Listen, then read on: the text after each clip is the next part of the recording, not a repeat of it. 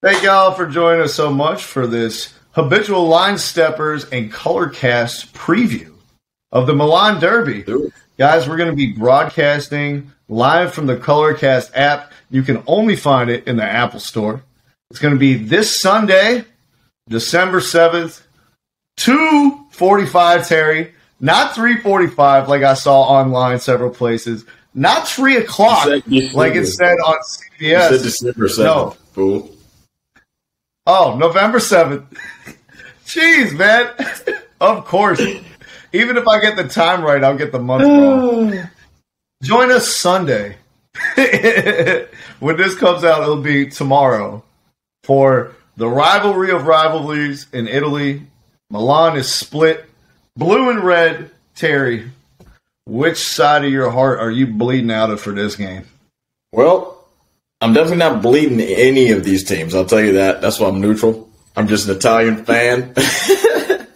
I'll say if we're going to predict a winner for this game, I'm definitely going with AC Milan. They're playing a lot better than Inter is right now. So who are you thinking so far? Who you think is going to win? Well, this is the only show where we give our predictions off the jump. and then spend the rest of the time justifying them. I also think AC Milan's going to win, man. As you can tell by my outfit, bro. Hell yeah. So let's get into the reasoning, right? The matchup of these two teams. AC Milan, their form, straight fire, son.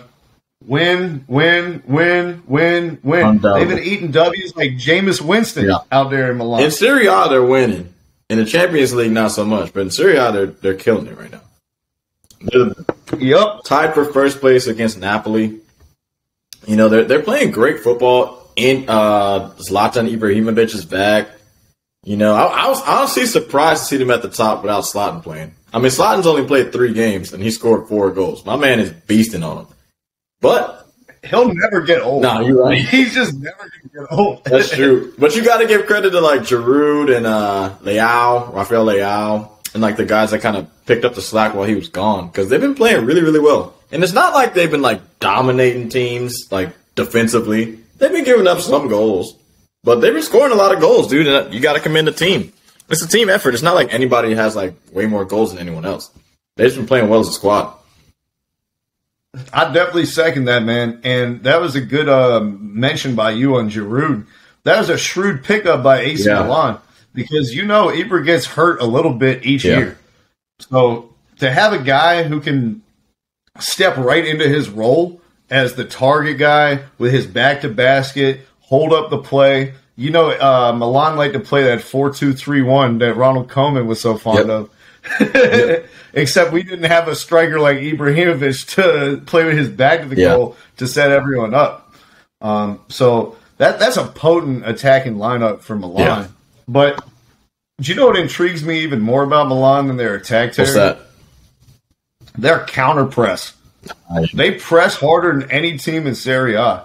You know, we've gotten so used to watching the Italian league and seeing the catenaccio with teams falling back and defending with 10 people and making it a tactical-ass, slow, boring game. Yep. Milan this season, and really last season under their coach, after Pirlo got fired, they're like, no, we counter-press high. Yep. We win the ball away in your half a lot. Yeah. And I tell you what, man, I never thought I'd see Ibrahimovic do this much running without the ball. Nah, Ibra's a team player, but I totally agree with you, man. They kind of switched up what they were doing, you know, sort of in the past. A lot more slow pace, possession type play. And honestly, I like it, dude. I mean, it's been working out for them this season. And I can't see them failing in the foreseeable future, bro. Because, like, they have a lot of talented players. And they're pretty deep as a squad, too. It's not like it's just a starting 11 that's good. They have a lot. They have good players that come off the bench as well. And they're just this year they're just playing really well, man. I can see them winning the league.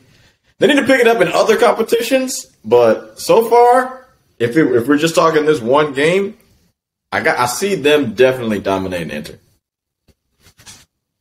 I don't know about domination. Domination. If it did turn out that way, Terry, and it was a domination, I could see it being because of the counter pressing. Yeah. And when we talk about that counter pressing, we also have to talk about the formations these teams play. Yeah. Right? Inter, they play a 3-5-2. Yep. 3 in the back. Yep. So when you play a 4-2-3-1, you have 4 attackers, essentially 4 counter pressers to match up with their 4-man back line or whatever. Except they have a 3-man back line. So now you actually have the advantage as the counter presser in that situation against that formation. Yeah. Unless now then you'd have to you'd be exposed behind you. But you know what? Inter's game isn't playing super direct. Their midfielders, Barella and I forget the other dude, but both of Brozovic. them. Yeah, Brozovic. There you go. The both of them, they're ball progressors. They move it up slow. They don't get flustered under pressure. They want to possess it and then move it up the field on the ground. And so if you overload those guys and you take them out of the way so they can't even get touches, I imagine you see a lot more balls over the top, which I think AC Milan will be more than happy to collect, given that they're a much more athletic team as well. They are, but at the end of the day, even though Inter do play more of the possession game, they like to collect a lot of passes. Their average passes per game has been around the 400 mark, 450, in that range. But they got Lautaro Martinez and they got Edin Dzeko. So, even if they do play it up top, they have 2 forwards that can hold it up for them. So, if they are forced to play that way, they can still do that. Because they did that last year with Lukaku. And Lautaro was still one of the target guys as well as Lukaku. So Lautaro is still there, and you just add on another target guy in Dzeko. I don't think it really switches up their style too much. You know what I'm saying? They still are going to try to possess it, but if they have to play it over the top, they got those 2 guys, and I believe in those guys to keep the ball for them. I think that's a decent point, Terry, but I disagree with you. Yeah. And I think the difference is between Dzeko and Lukaku. Lukaku could still get behind the defense and punish them vertically. Of course. So if Lautaro held the ball up, then Lukaku goes vertical to pull those defenders away. If Lautaro holds the ball up, Dzeko ain't doing nothing but coming to it to get it at his feet. He's not taking the top off a Pillsbury Crescent can, much less the AC Milan defense. No, you're right. I mean, they're definitely not interchangeable as far as what each one of them can do. One guy can do one thing, the other guy can do multiple things. So it just depends on which side the ball is on when they play long. Dzeko sucks. I mean, I'm just saying, it is what it is. All he can do is finish. You better put that shit on a plate. If you do, he'll eat it. But don't ask him to cook. My man's got 7 goals in Serie A, bro. I ain't trying to hate on him. If all you can do is do the most important thing in the game, I ain't mad at you. He looked like a big-ass version of Inzaghi the year he retired.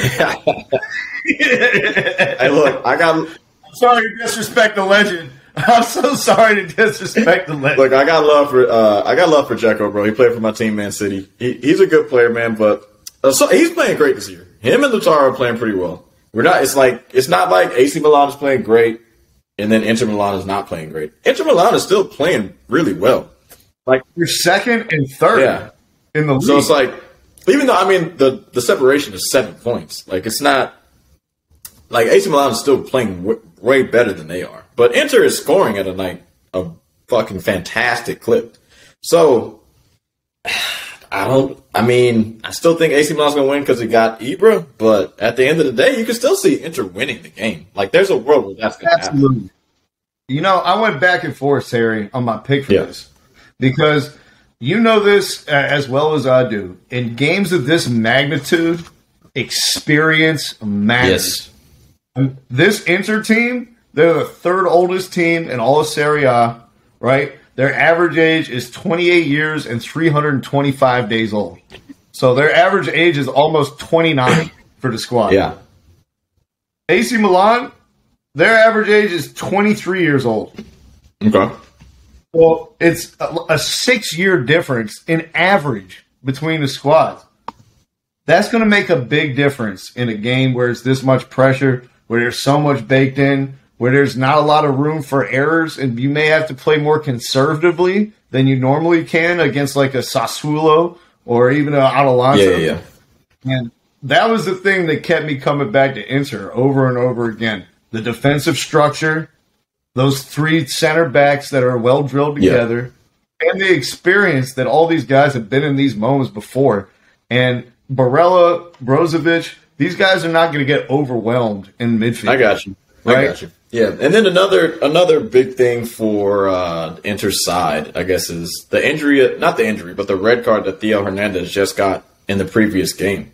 So you're missing out on a national team player, and he's getting replaced with probably, I'm going to say, Tamari, the kid from Chelsea, the young kid, 23-year-old kid. Oh, they gave him a little bit of experience this year. He's gotten in a couple games, but I'd feel more steady if I had like a Theo, Well, Tamari blows hot and cold. Yeah. Like some games, if you catch him, you're like, oh my God, this guy's going to be world class. Yeah. And then some games you're like, why aren't you playing in the French? No, that's true. But it's not just Hernandez that they're missing, Terry. They're missing their goalie, Mike Magnan, who's been a revelation for them. And they're missing Rebic as well out on the wings. Yeah, they're missing a few. And Castillejo and Brahim Diaz. Excuse me. They're going to miss a decent amount of guys this game, dude. I mean, but you got to have faith in your boys. The guys that are the most important guys in the game are Ibra, Rafael Leao, who's an absolute beast this year, and then your boy Tonali is probably going to play, and Kessie. Those are the most important guys, dude. Those are guys you got to worry about. For me, I don't disagree with you about any of that. I'd add two guys. I'd add Barella. Yep. And I'd add Skriniar. Yeah, Skriniar's a beast. For all the plaudits that Skriniar has earned, and they're well deserved, he's a finesse center back. Yeah, he is. And that's the type of dude that Ibra likes to eat for lunch. True. He's a big dude, though. He is, but he doesn't play overly physical. He's a very technical player. Yeah. He reads the game well. He's not a guy who really wants to battle with you physically all game long. That's not his game. And so I think that'll do that matchup of Ibrahimovic and Skriniar, that's going to be the one to watch because I can see Skriniar, he's got a little bit left in his knees. Yeah. He's got more spring in his step than Ibrahimovic. I can see him being on his game and reading the game and cutting out Ibrahimovic's service. I could also see Ibrahimovic absolutely bullying him all game and spraying countless balls out wide to Leao or the other guy who has 17 consonants in his name who's starting on the right now that Rebic is hurt. Well, I mean, it's all about service, though. You know what I'm saying? So they are missing some guys that give them great service. Theo's not going to play. He usually plays left back, sometimes center back. Just depends on what's going on. And then, like you said, that the guy with the 10,000 consonants in his name on the right side, he's not playing for AC Milan. So it depends on service for Ibra. Ibra is great, but if he doesn't get great service, then there's really not much use for him. Sometimes in the game, I mean, he'll give you a couple moments, but he's 40 now. I'm not going to think that he's going to do this, for the rest of his life. He's old as hell, so we'll see, bro. I mean, I don't know. If I want to put my money on something, though, the combination of Ibrahimovic and Leao has been really good this season. Those two have been playing well, and only in the short stint that Ibra has been playing, but Leao is the guy that you got to watch for, because if he plays well, I think AC Milan wins. He's the X factor, he definitely is. But the injuries for AC Milan might be too much. But I just think that they're playing too well to, take this loss from Inter. And it's a derby game, like we were saying. This is a high-intensity game. I think the one thing that we made look back on this game, Terry, and we're like, we didn't pay enough attention to this, is the fact that AC Milan's goalie, Mike Magnan, is out of the game, and they will be playing their backup goalie, who's like some 22-year-old no one's ever heard of. Yeah, I mean, I guess. He's in a game of this magnitude, all it takes is one back pass that you fuck up. You know what I mean? And the whole thing turns on his head. Go ahead. I was just saying, all your points are valid. Everything, we're both in agreement that we think that AC Milan's going to take this game. But if they don't, we could be looking back to that goalkeeper, that fresh-faced as Walt Clyde Frazier would call him, the precocious neophyte who stepped into goal. He may have a blunder or two that the Rossoneri pay for on Sunday. Well, possibly, but then when I look on the other side and over the games that I've watched from Inter, your boy Samir Handanovic doesn't seem to be playing too well this season, man. His hands are getting a little shaky. The saves aren't the same. The crosses that come in that seem sure-handed for him, he's been kind of bobbling them, bro. I watched the last couple of games. His form is a little off. He's not playing. Are you saying they should take hand out of his name? Is that what you're saying, Terry? No, I'm not saying that. We're going to call him Arm. You think it should be Samir Palmovic? Samir Smakovic? Samir Ike Turner. Hey, I like that. Hell no. Hey, man, let me get a score prediction from you before we head out of here, Terry. I'm thinking it's definitely going to be some goals in this. I'm going to go 3-2. AC Milan's got the winner. Ibra's going to make a factor in this joint, man. He's going to give you a couple good ones. Yeah, I like it. 3-2 to the Rosso over the Nerazzurri. I'm going to go with the classic Serie A score of 1-0 to AC Milan. I can't give you the low scoring joint, bro, because they're at an all-time high, and they're not the best defensive teams. I'm just gonna go ahead and say that they're not the best defensive teams, and AC Milan's missing key players and a goalie, and Inter's goalie has been playing pretty bad. So that's why I think they're gonna play super conservative, and we're gonna see a garbage ass first half where nobody even really attempts to score. Terry, every time that I'm on the microphone with you, it's an attempt to score. We take the biscuit to the basket on a weekly basis. Thank you for joining me again today. Terry will be joining me also on Sunday, a.k.a. tomorrow at 3 p.m. I hope you all join us as well. We're going to be watching the game or broadcasting it on Colorcast, the Colorcast app on the Apple store. The more y'all that watch, the better we do. Yep. So we need the listens. And Terry, this just in, got the text from my boss. We will be doing a $50 giveaway for a gift certificate to IP3 on Franklin Street in Chapel Hill. Oh. Okay. Yeah. All right. Also, a great place to watch the game, the number one place to watch soccer in the Triangle. We're going to have flyers with a QR code on each table that you can scan and go right to our broadcast.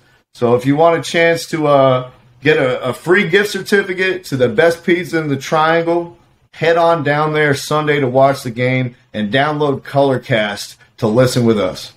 Thank you for listening to our podcast this evening. Thank you. You're far too kind.